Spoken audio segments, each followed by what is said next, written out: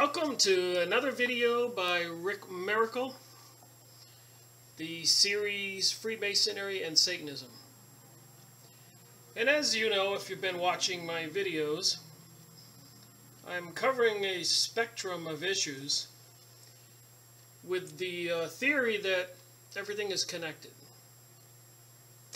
Psychic research, remote viewing, the Kabbalah, Freemasons, the Illuminati, Zionism, the politicians, the banksters, the sky-spraying HAARP, H-A-A-R-P, that transmitter that's in the sky, that can bounce energy and signals off the ionosphere, heat up the ionosphere, have it pop a bubble and possibly explode, bounce it off the ionosphere, and electromagnetic radiation over somebody's house, over a city, over a country, over a ship, over a plane. 911, maybe beam a beam to the towers, take them down. So anyways, this is video number 54. For 53, I did Richard Dolan's book, UFOs and the National Security State. So the UFO was so much of an issue in the 1940s, the 1950s, the 1960s, and on to the 70s and 80s and 90s. But in the 40s and 50s, right up to Kennedy, President Kennedy, there was a plethora of UFO sightings and alien sightings with some bizarre activities as reported in this book and many other books. I read these two thinner books, self-published books by Richard Dolan. You can look these up online. And of course, I read these books, Witness to Roswell, Carey and Schmidt, Unmasking the 60-Year Cover-Up, and The Day After Roswell, by Colonel Corso, who was involved in the Roswell incident, as well as apparently delivering bits and pieces to large corporations to dissect and re-engineer some of the technologies we have today were, I guess, derived from those technologies derived from the aircraft that crashed.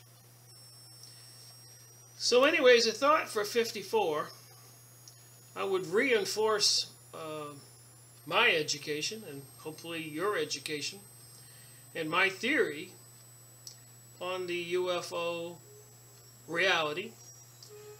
As you also know, I'm a book collector. See behind me there, I got bookcases full of books. And been collecting them for about 10 years. So that's why I decided to do book reviews. I thought that all that knowledge was doing me no good if I didn't share it. I get a lot of good comments on my videos on YouTube, and a couple hate comments.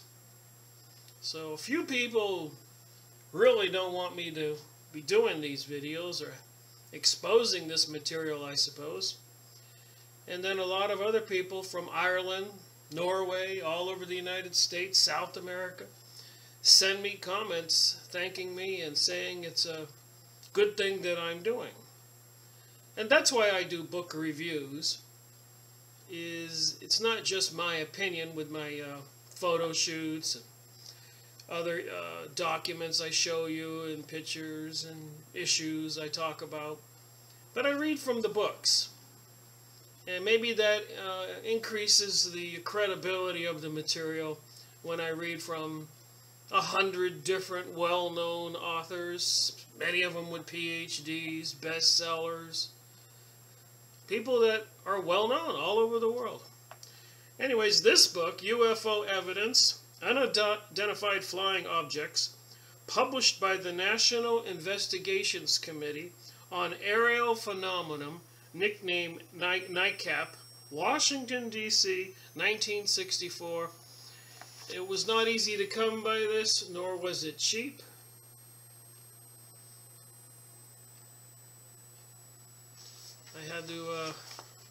I like to get originals. So anyways, this was a group back then that was doing research or investigations on sightings. They would actually go and see the people who had the sighting, or groups of people who had the sighting, civilian, military specialists, officers, captains, shipmates, police departments, sheriffs, all kinds of people, school teachers, professors. So anyways, this was the director is Major Donald Keyhole and Mr. Richard Hall, acting director. The Board of Governors, I'll just show you this. Instead of trying to read it all, you can...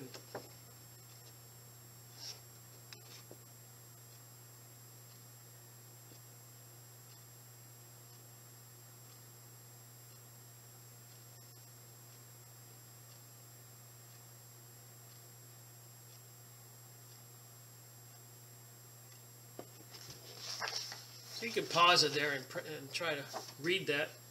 But needless to say, you know, we got things like Colonel Byron, United States Air Force, writer and author, Dr. Earl Douglas, Marcus Bach, Robert Emerson, Frank Edwards, WTTV, Professor Charles Manny, National Archives. These are all the people that are on the board for this group called the National Investigation Committee on Aerial Phenomenon. Knowles, special advisors, Dr. James Bartlett, Mr. Norman Bean, Robert Beck, James Bozeman, physicist at Naval Research Laboratory, Dr. Fred, Robert Hall, Leslie Keeburn, biophysicist, Frank Hampstead, astronomy. So you saw that list there. You can go back and pause it and try to read it. A lot of people, I mean, that sit on the board of Governors, and News and Public Relations, Aeronautics and Space, Panel of Special Advisors, Science and Technology.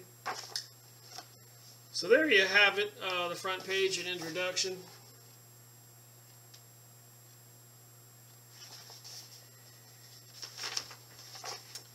So in this, how many pages is this? This is 180 pages, a little over. The UFO evidence. And that's how they published these back then. They had just stapled the binder together. This is a copy of the original. I didn't want to highlight my original document that I acquired for a few bucks. Maybe it'll be worth more money if it's not all marked up. So anyways, copyright notice, it says here 1964, so I'm not going to read the whole book. Acknowledgements, Donald Keyhole, Don Berliner, so many people here.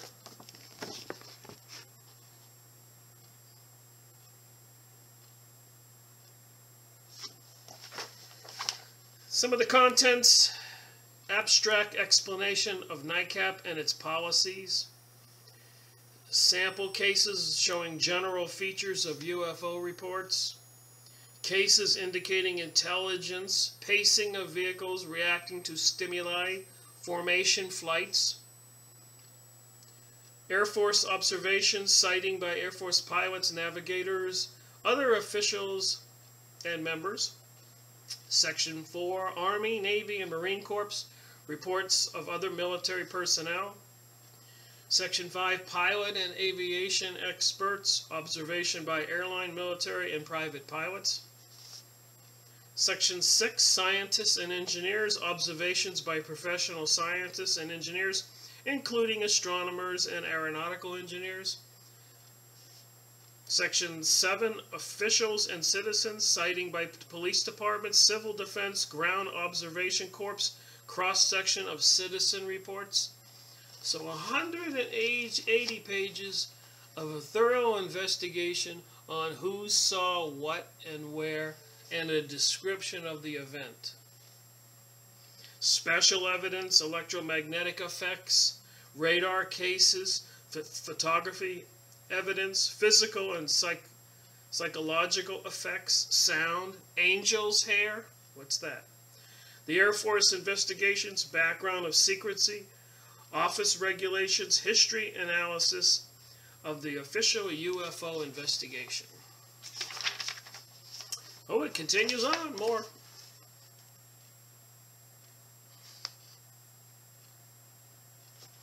Fascinating book. Go online, try to get a copy. Even if you don't get the original like I did.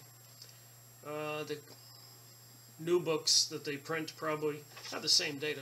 I don't trust them sometimes, the new books, because I don't know if they've been altered. Something's been taken out. Some people say I'm a little paranoid. So I get the original books. That's why I have some 100 and 200 years old.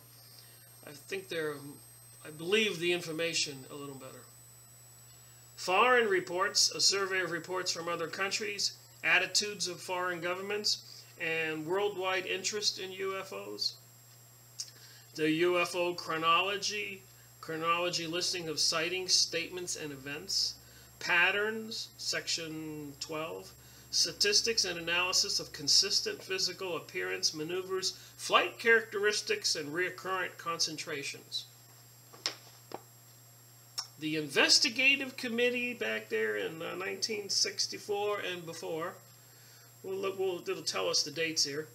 And it says here, Congress and the UFOs, survey of congressional interest in UFOs, and the problems and dangers, discussion of the implication of UFOs, and what is needed in the way of a scientific investigation. All right, a little bit about the abstract here. During the process of selecting the most reliable and significant reports, emphasis was placed on the qualifications of the observer and on cases involving 2 or more observers. This resulted in 746 reports being selected after consideration of over 5,000 signed reports and many hundreds of reports from newspapers and other publications. So to make this book, they considered 746 selections of 5,000 signed reports and affidavits. So anyways, let's read on here. Introduction. In an article for Yale Science Magazine, April 1963, Dr. J. Allen Hynek, Chief Scientific Consultant to the Air Force, on UFOs, said, "There are more reports per year now than there were in the early years of the flying saucer era." Think about that, 1963. There are more reports now per year than there were in the early years of the flying saucer era. So thinking of that, I asked myself a question. When did we go to the moon? And when was John Kennedy president? So I thought I'd look that up.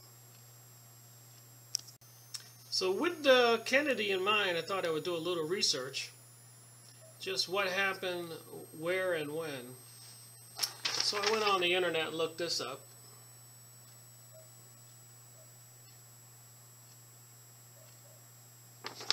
And this is rather fascinating because when one ponders and contemplates the background of the sightings we're going to discuss and the other events happening at that same time, it just gives us a little food for thought about Kennedy, his actions, and of course his assassination, and going to the moon.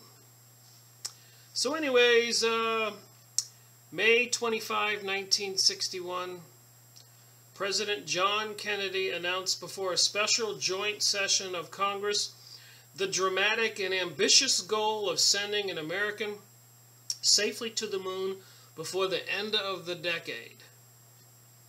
So he wanted to get it done before 1970, 71. A number of political factors affecting Kennedy's decision and the timing of it. In general, Kennedy felt great pressure to have the United States catch up to and overtake the Soviet Union in the space race 4 years after the Sputnik shock of 1957. The cosmonaut Yuri Soviet Union, Yuri Gagarin, had become the first human in space on April 1961,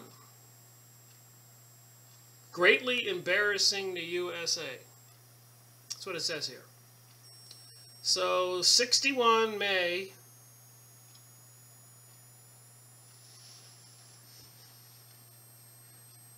a month after the Russians went in space, Kennedy announced the ambitious goal of sending a man to the moon. The decision involved much consideration before making it public, as well as enormous human efforts and expenditures to make what became Project Apollo a reality by 1969. NASA's overall human spaceflight efforts were guided by Kennedy's speech. Gemini and Apollo were designed to execute Kennedy's goal. So this was in 1969. Apollo Commander Neil Armstrong stepped off the lunar module's ladder and onto the moon's surface. So, and Kennedy was killed 12:30 November 1963. So let's put this into perspective. The Russians went into space in 57. Sputnik was shock of 57 when Yuri went into space in 61. A month later, Kennedy announces we're going to the moon in 61. Kennedy gets killed in 63, and they make it to the moon, so they say, in 69. So there was a lot of propaganda and a lot of psychological Cold Warfare going on. And would they and could they have faked the landing on the moon? You can look on the internet. There's plenty of evidence to support that we really didn't go to the moon. And I think one of the biggest piece of evidences that I support is the fact that I did work at an aerospace company and as an engineering electronic technician from 1979 to 1989 as like I said, an engineering electronic technician. I was educated at a quality school and was considered an expert in electronics, and I have letters of recommendation and thanks and praise for the job I did for 10 years. But I'm saying back then, from 79 to 89, I worked on some of the technologies from the 60s up to the 70s. And it was pretty shaky technology. The circuits, the chips, the transistors, vacuum tubes, they really weren't developed to even the computers were very erratic. They would have errors. And the technology really wasn't that great at that time to make several successful landings to the moon and back, hovering overboard, launching a craft, rejoining the craft, and taking off and coming back. But the biggest problem I have is the Van Allen belt, which is a 2,000, 3,000 kilometers above the Earth, which protects the Earth. It's an electromagnetic shield. As the Earth is hurtling through space, it's this big shield as the Earth goes around the sun, protecting us from the sun's rays and cosmic rays.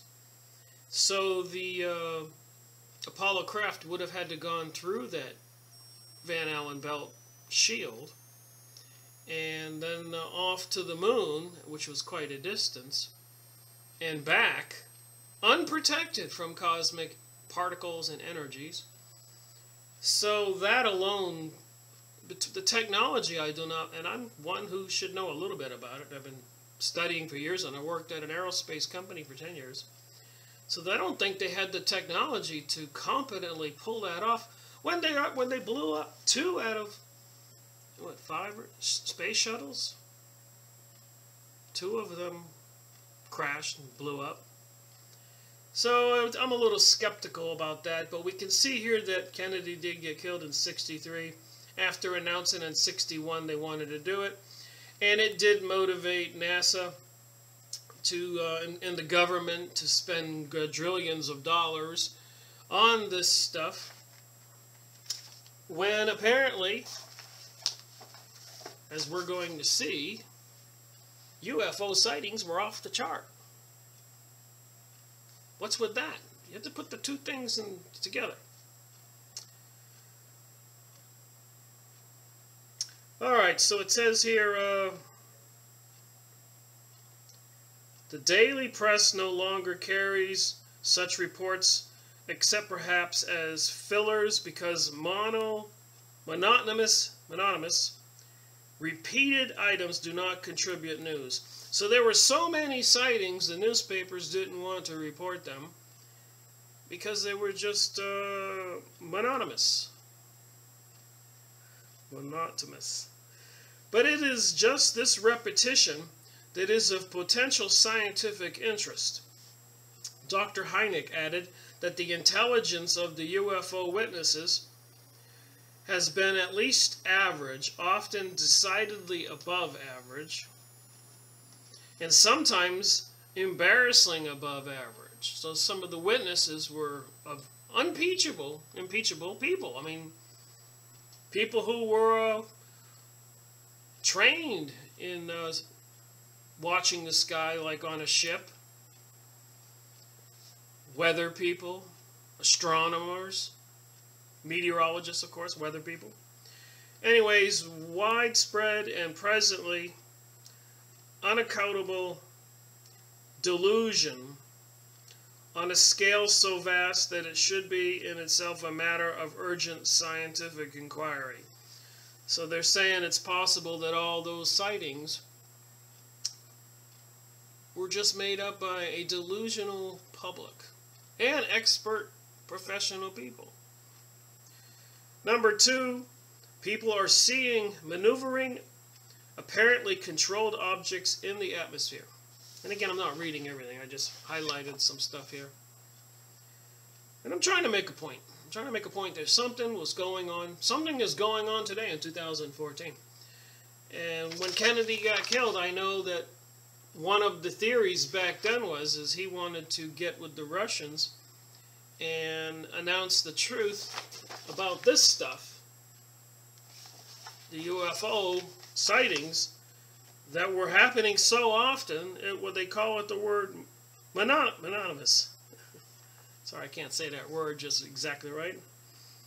Okay, under no conditions is this report or any part of it to be considered an endorsement, acceptance, or other recognition of any claims and beliefs of a philosophical, religious, or spiritual nature.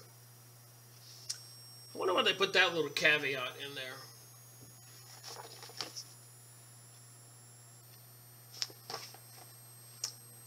No circumstances should UFOs, sightings and alien beings, represent a philosophical, religious, or spiritual nature. Cover up, maybe? Now remember too, like I keep saying, and I hate to be redundant, but this is Freemasonry and Satanism. And the people who control the banks, Rothschild, Rockefellers, Morgans, Chases, the groups called the Illuminati, who are into the Kabbalah, magic, occultic sciences.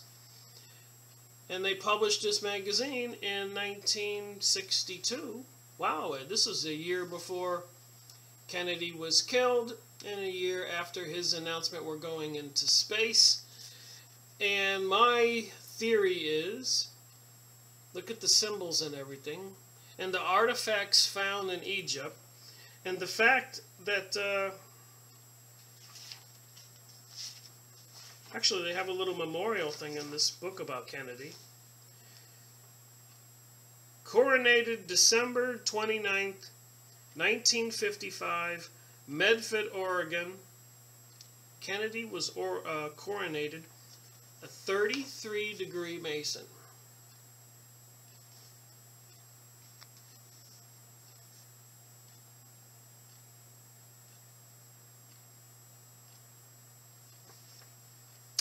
Oh, I didn't know that was there. I was just going to show you something else. And the other thing, of course, I was going to show you is that these Freemasons have facilities, and you've seen these big buildings they have. They have facilities, that's one page, all over the country, in every country, major cities, everywhere.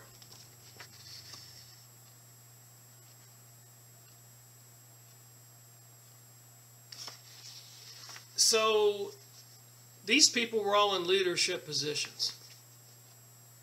Kennedy is a 33-degree Mason, according to this thing, his coronation.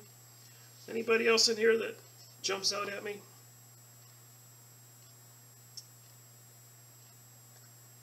There's a lot of people in here. Charles Adams, 33 degree.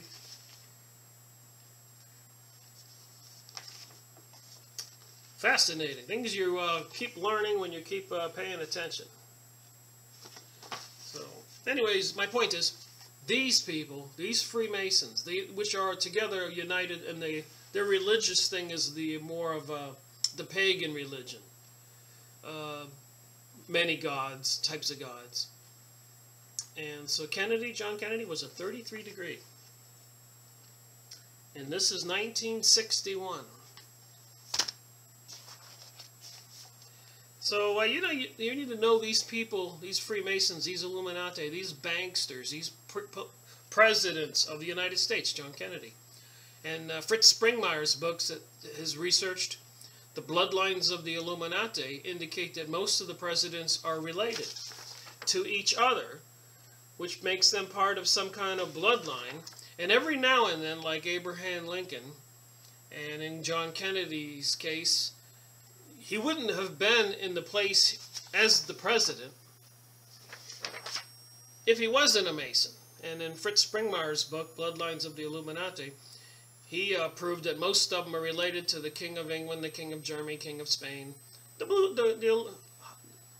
kings and queens of history. So there is that's what you call the Illuminati. And if you read Albert Pike's book and the other material, clearly they don't subscribe to the God Jesus of Jesus. It says in the back of this book, the American public school, non-partitism, non-sectarian, efficient, democratic for all children of all people. The entire separation of church and state, opposition to every attempt to appropriate public monies, federal or state, directly or indirectly, for the support of sectarian and private institutions. We went over this in several videos at length because I thought it was so important. So these people, in my opinion, the higher up, of course there's many people on the lower levels that are not in on the planning. You don't get to be the president or high up in the Masonic lodges. Rosicrucian, Jesuits, Zionism, Illuminati, Freemasonry, York Rite, Scottish Rite, any of them, hundreds of them. Look on the internet. Masonic lodges, images, and Yahoo image site. And it has big pyramids and charts of how vast this thing is. It's the New Age. And I'm sorry to be getting off on right field here. Hope you find it interesting. But my point again is, one more time, when these sightings are off the chart, the UFO sightings, Completely insane. The government's freaking out. They don't want to put it in the newspapers. They want to make sure the U.S. people are ridiculed if they believe in this stuff. Meanwhile, the Freemasons, who are high up in all levels of government, generals, majors, presidents, senators, congressmen, CEOs of large corporations, are using satanic and Luciferian symbols in all of their symbols. See the symbols on the top there? Symbols on the bottom, the pyramid. There's more going on than meets the eye. And that's why I wanted to really, with a fine-tooth comb, get into this UFO evidence. But remembering in the background who's running the show and who knows what, and what Kennedy thought and what Kennedy did. And of course he got assassinated. And did we really go to the moon or not? So let's continue with this. Sorry about my rambling on. Alright, so people are seeing maneuvering apparent controlled objects in the atmosphere. For obvious reasons, verification of the second hypothesis could be one of the most important discoveries of all time. So there were two hypotheses. One, people were whacked out and seeing things. Or number two, there were apparently intelligent controlled objects being seen in the sky. And Kennedy would have known all about that. You think? And the Freemasons all over the world in charge of everything would have known all about that. You think? And these people made a decision to keep everything secret from the public. And we all know that the Freemasons do everything in secret and have secret hand signs. And one here is the hidden hand. And if you look up the hidden hand images, you'll see a lot of famous people using the hidden hand. Even Napoleon was using the hidden hand. George Washington using the hidden hand. I wonder if there's a picture of John Kennedy using the hidden hand. Okay, NICAP and its policies. That would be this investigation group. Is a non-profit organization incorporated in the District of Columbia, Washington, D.C. 1956. So certainly John Kennedy, being a 33-degree Mason, would have known all about this stuff. The U.S. Air Force is charged with the official investigations of UFOs. U.S. Air Force was put in charge, but has practiced an intolerable degree of secrecy, keeping the public in the dark about the amount of possible significance of UFO evidence. Therefore, we have urged congressional hearings to help clarify the evidence and encourage full scientific review, with the public being kept fully informed. Investigations are carried out by the subcommittee field units of specially trained and equipped personnel. Affiliates in 4 states also assist with the investigations and public relations work. That would be this NICAP, Unidentified Flying Objects, National Investigations Committee on Aerial Phenomenon. It says here, the UFO Investigator, a membership bulletin, was published approximately bi-monthly. I want to try to get my hands on a couple of those. But if I go search on the abebooks.com, used book site, and try to find the UFO Investigator, published by this group. A panel of foreign advisors, including lawyers, engineers, and other professional aides in data gathering on a worldwide basis. We are presenting serious documented facts as evidence of an important phenomenon, the reality of which is denied by the Air Force. We are dissenting from the official Air Force position. So these people are dissenting, which if you've seen that movie Divergent, these people are not going on with the airports, U.S. Air Force method of trying to keep everything secret from the public. They're dissenting.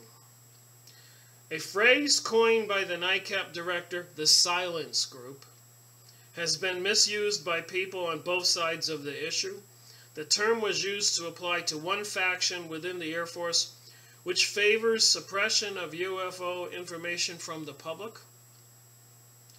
This view was supported in a book by Captain Edward J. Rupert, chief of the Air Force UFO Project, which similarly described a continuing struggle between two factions within the Air Force, one of which favored complete secrecy. Okay, moving on. You can see a little chart here.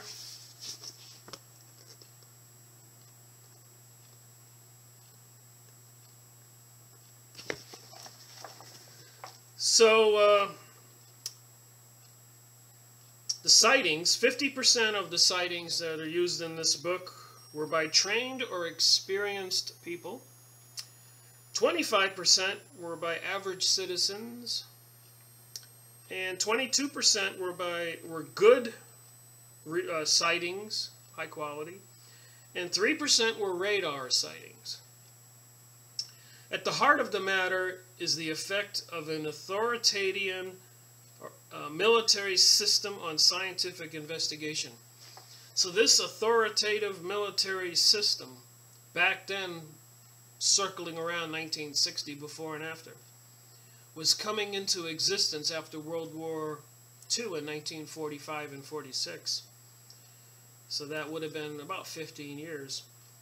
With the crash at Roswell and the sightings every year that was off the chart. The government was, and the Air Force and the military were seriously concerned and wanted to keep it from the public, which created a secret government behind the scene, working, not elected and not working for the people, and keeping the information from the politicians and people who represent the people. Virtually all of the Air Force analysis has been conducted in secrecy. A statement by NICAP Board of Governors. Although a large percentages of reported UFOs can be explained in terms of conventional objects and events, the residual unexplained cases constitute a separate and important problem. So what do they say here? A reasonable hypothesis about the UFOs is real physical objects rather than the result of imagination, hallucination, illusion, or delusion. Artificial rather than purely natural, such as meteorological or astronomical phenomenon. And under control, piloted or remote by living beings. Would you constitute an apparition, a ghost, if these things are interdimensional, as a living being? I guess when you die in the physical body and your spiritual body goes back to where it came, you are still alive and conscious. I believe that. So do a lot of people. So I guess, does that make you a living being, but a spiritual being? The Air Force practice of artificially reducing the significance of the data through the use of the counter-of-fact explanation of sightings and issuance of misleading statistics. So the Air Force was practicing to mislead everybody. The Air Force practice of implying through its public relations programs that all available information had been disseminated and there is no need for further investigations. The Air Force would issue those press releases, and therefore the public would read them and believe them. And they did that intentionally to psychologically and mind control the public, lie to the public, deceive the public. The lack of governmental recognition through the Congress or the executive branch that a scientific problem exists which ought to be thoroughly probed. Qualifications of the observers, as we said, like I said, the observers, trained or experienced, 50%. Average, people out on the streets, school teachers, construction workers, cops, 25%. And really good qualifications, 22%, maybe they were science teachers, airline pilots, and radar, I guess that's pretty solid physical evidence. In serving as a NICAP board member, my only purpose is to help in forcing further scientific investigation. UFOs have not been fully studied scientifically due to suppression of pertinent data and subjecting reports of trained and reputed people to ridicule. So in a lot of the stuff I've studied and read, not only did they threaten them with ridicule, they threatened their very lives, and in many cases people died, were killed, imprisoned, some of them bribed, given money. It is possible UFOs might eventually have serious effects upon our planet and its inhabitants for either good or ill. This is in this book. Flying saucers in the U.S. Air Force, Lieutenant Colonel Lawrence Tracker. These are some books you can look up that are skeptical. Flying Saucers in the U.S. Air Force by Lieutenant Colonel Lawrence Tracker. 1960. The World of Flying Saucers, Donald Menzer, 1963. Both books argue that UFOs have been adequately investigated and that there is no evidence indicating that they are anything other than misidentified conventional objects of phenomena. This report contains a total of, contains a total of 746 UFO sightings. The main chronology, section 11, lists 575 cases with cross-references. The reports come from 46 states, the District of Columbia, Puerto Rico, Canada, Mexico, Central America, 6 South American countries, 10 European countries, 4 African countries, 5 Asian countries, Australia and New Zealand, major oceans and numerous islands. States with the highest frequency of sightings are indicated by the selective process used were California, Ohio, New Mexico, Florida, and Illinois had the highest frequency of sightings. Of the 575 cases, 2 UFOs were observed in 41 cases, 3 UFOs in 30 cases, and more than 3 UFOs in 81 cases. The remainder were observations of single objects. Richard Hall, Washington, D.C., May 1964. So, moving on. Section 1, a cross-section of significant cases and guide to additional examples in other sections. Alright, page 1, section 1. The last fully publicized series of sightings was in November 1957. At that time, the cases involved electromagnetic effects on automobile motors, and lights made headlines all over the country for 2 weeks. So in 1957 November, cases involving electromagnetic effects on automobile motors, cases, and lights made headlines all over the country for 2 weeks. 1957, so that's 3 years before Kennedy becoming president. UFOs violated the restricted airspaces over Washington, D.C. on 2 consecutive weekends in July and were tracked on radar and pursued by jet interceptors, July 1952. Since 1957, the newswire services and national radio and television have rarely mentioned UFO sightings. As a result, few people outside the immediate area of the occurrences ever learn about a report. So the newspapers are being told not to report any local activity to the national news. So with this, I think I'll make this a 2-part series, or maybe more on this book. But I think I'll just, considering the background of this, you know,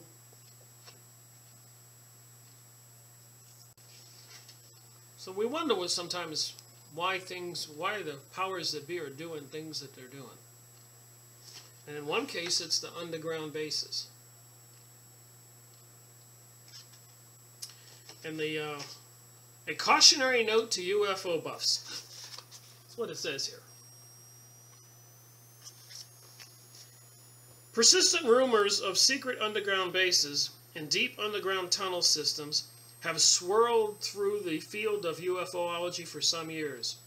These underground installations are variously said to be constructed, staffed, and operated by covert human agencies, either part of the military-industrial complex or various federal government agencies, or by extraterrestrial or alien beings, the so-called little grays, often mentioned in UFO literature, or by both covert human agencies and aliens working together in secret in underground facilities.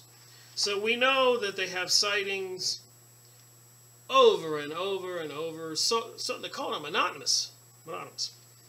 And we know in this book that I reviewed that they have underground bases. You can drive a tractor trailer right into the tunnel entrance there.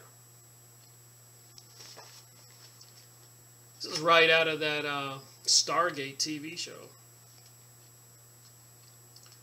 And it follows in line with my other subjects. They got this machine that can tunnel holes underground miles per day.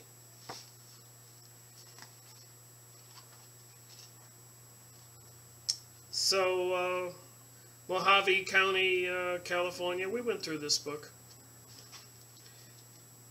Let's see here, the major importance of the RAND Corporation. RAND is a huge secret corporation that does government contracts.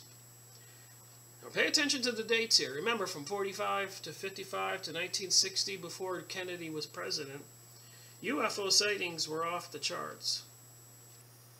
One of the most prominent names in the early history of the U.S. government planning for underground bases is Project RAND. The RAND Corporation had become operational in 1948, so just before 1950, when UFO sightings were off the chart.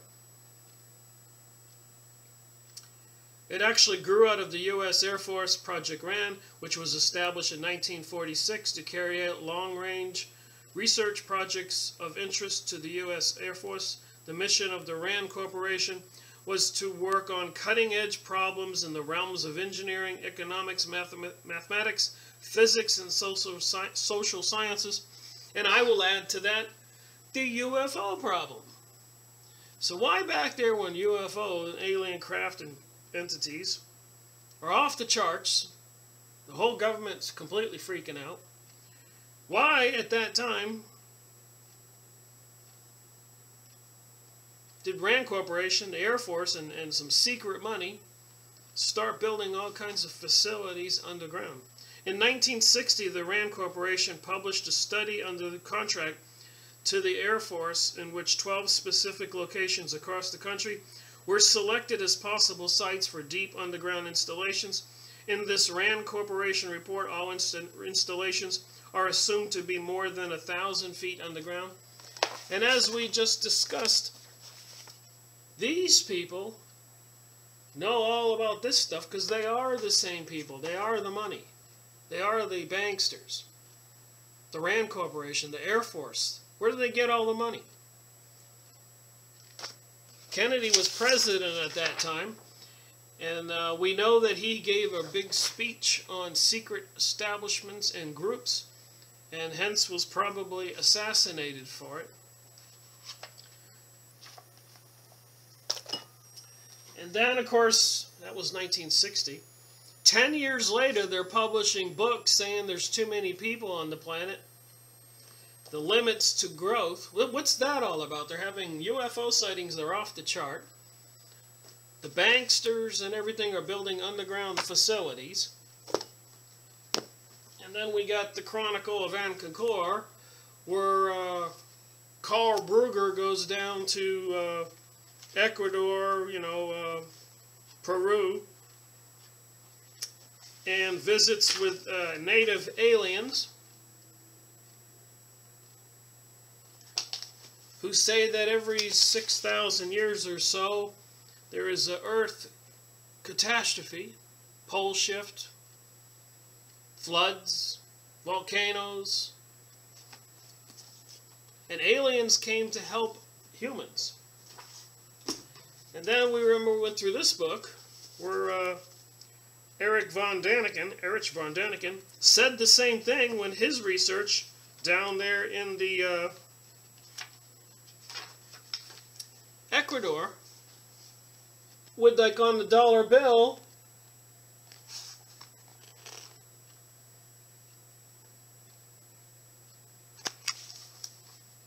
they have these signs and they have pictures of aliens, I suppose.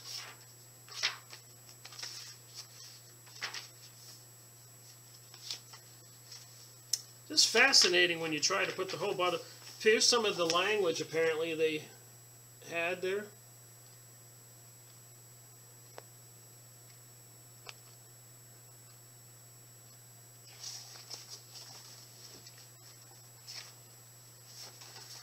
Two of the stones that von Däniken talks about in one of his videos on YouTube glow under a black light and have those symbols that we just saw, the alphabet or letters, and then a constellation in space. Is that the Palladian star system? Just saying, you know, I like to put everything, my theory is everything is connected. And then this book is published, Report from Iron Mountain, that says that if peace breaks out, the governments and powers that be won't be able to get away with what they're getting away with, so that they have to institute environmental issues, terrorist issues. It's in this report. This was done by some hand-selected government elitist people from across the United States to go to Iron Mountain up in, I think, New York, and do this research and put this publication together.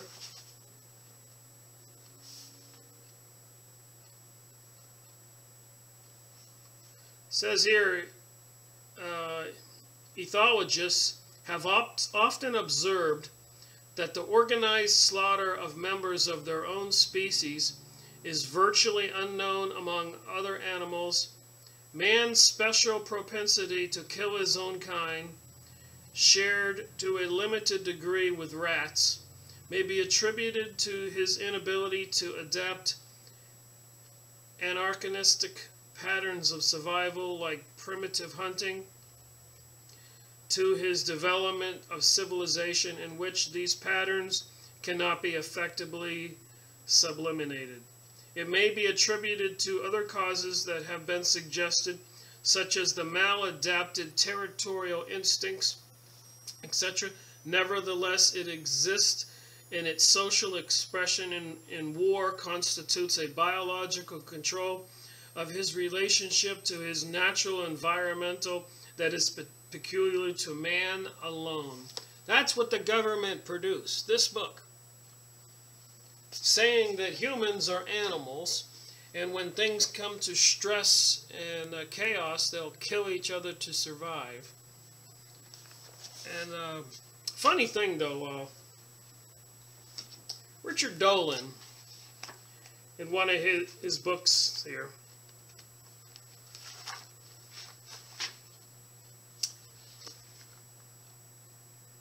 Alien Essay,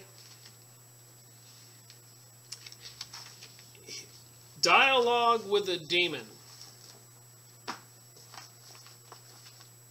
So I guess we know we're going to have a second part to this book here. I like to jump around, connect the dots. But Dialogue with a Demon,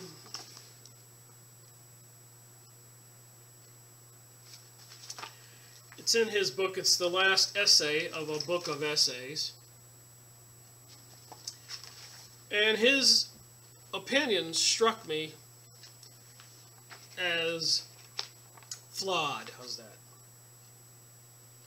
So anyways, apparently somebody, a demon comes to this guy in the middle of the night and says, "Hey, bub, I want to talk to you." And the guy goes, "Me?" And of course it's a demon. What would you say? And the demon says, well, you're a respected, good man. I think I'd like to ask you a question on a decision us demons have to make. Thousands of thoughts collided in Joe's mind, disintegrating before they reached any formulation. One thought finally emerged. Is this creature a demon, an angel, maybe an alien?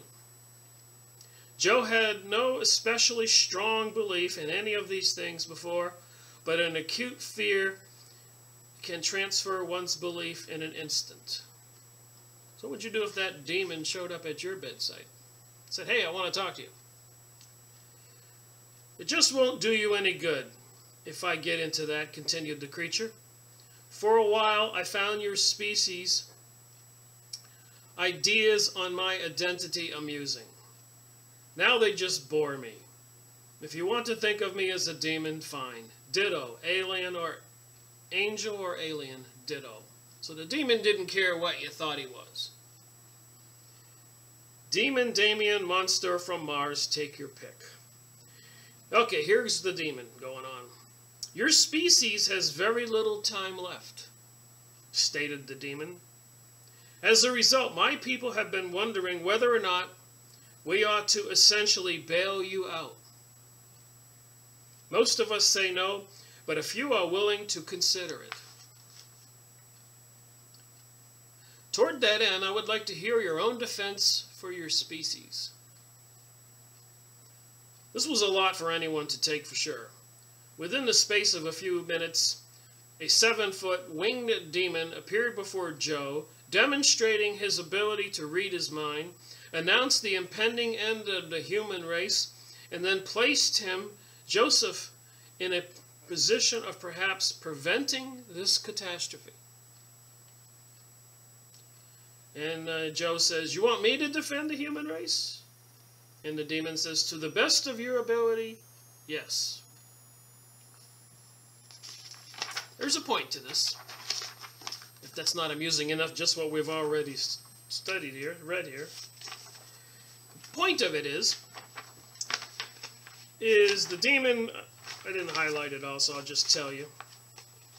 The demon points out all the flaws of mankind, the wars, the murder, the Jack the Ripper types, all the things that humans have done wrong. And how can there be any benefit of allowing the humans to continue?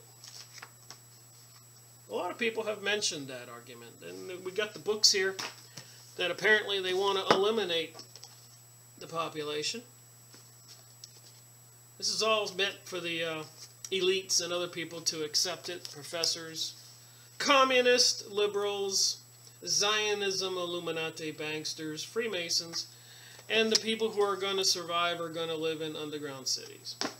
So anyways, I thought about Richard Dolan's little essay there with the demon, and even Joe, after the demon continues to point out the flaws of humankind, Joe is starting to agree with him and saying, well, you know, we are creative and loving creatures. We've done some good things. And the demon says, yeah, you have, you know.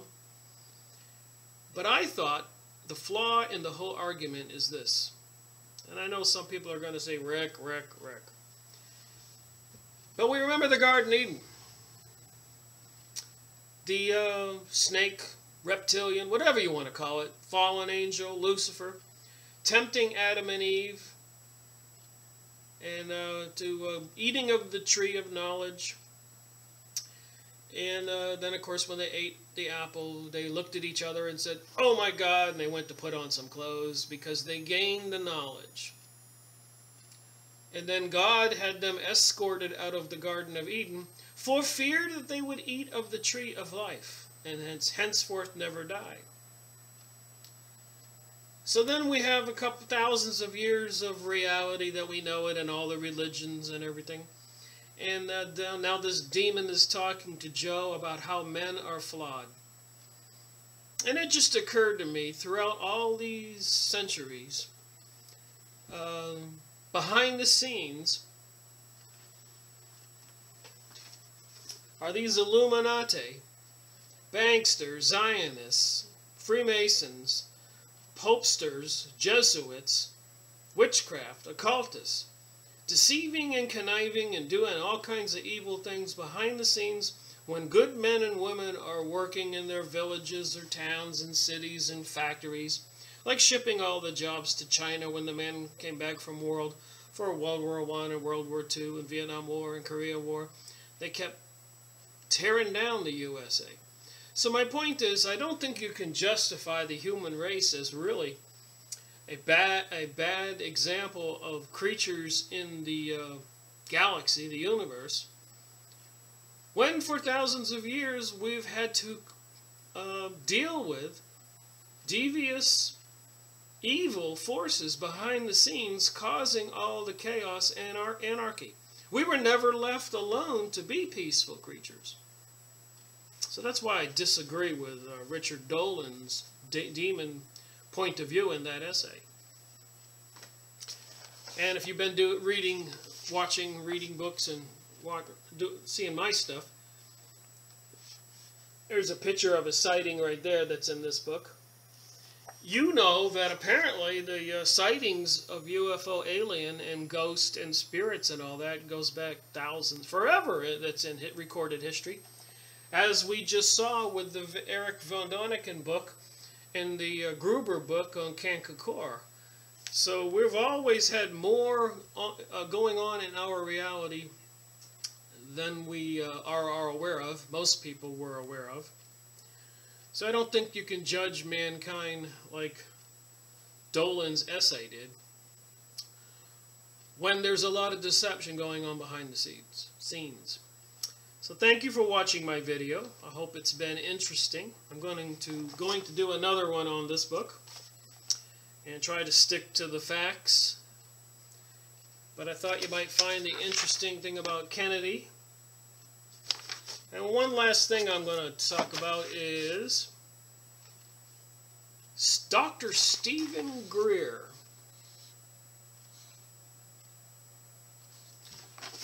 I get these emails from him, and he's got a thing here called How to Make Contact with ET Civilization. And he's having a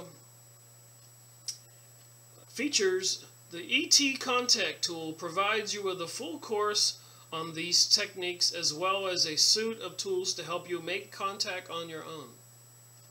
It includes over 2 hours of audio tutorials, guided meditations and tones, along with Dr. Greer's complete written guide on the science of making contact.